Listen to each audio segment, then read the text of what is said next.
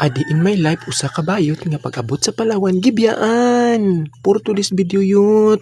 Tagam. Karon nga buntag kay ano man nato naamantay first of all. Perti man jud natong pagkasayuan na kaligo dinhi kay naatay maayo. Og naatay maayo first day of work.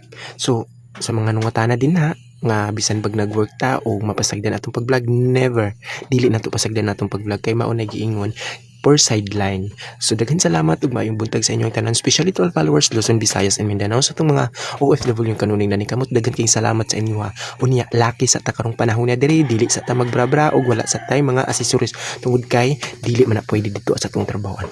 So finally guys, daghan kayong salamat sa mga tawo nga nagasuporta sa amua, sa mga tawo nga wala nakasuporta namo. Salamat gyapon kayo sa inyo kay padayon lang gyapon ta nga maningkamot para sa pag-atuang unlad bisag hinay o progress ang atuang panginabuhi dinhi sa social media og labaw sa tanan. Daghan tag mga problema pero dili gid ta magpakawala sa paglaom kay ang tanan nakaplano na Ginoo ra gid ang nahibaw-an namo nang giingon dili ta moundag pagpaningkamot mintras bata pa ta hangtod kanos ana to umabot ang atuang mga pangandoy usa ni sa mga rason nga nagpadayon kita diri sa kalibutan.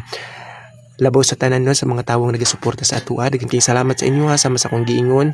Hinaot nga magpadayon pa mo og mas magpadayon pa mo nga magdaghan. So daghan kayong salamat og dili kay nako taason diri na lang tama nang ako ang video og naapa ko'y nakalimtan.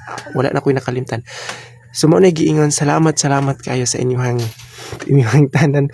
Pero gikapoy na ko voice over. Unsa pa man ako dili ta magkapoy-kapoy diri voice over youth kay ngano man walay mo balik sa atua og magkapoy-kapoy ta. So daghang salamat may buntag. Mga guys, mga followers o dili inunan sa mga basir kayo ng hugas o platos kay malakaw man ta naatay trabaho para makakuan ka sa ato ang pag flight laban lang yun isang sa mga kalisod na atong among naagian laban lang yun.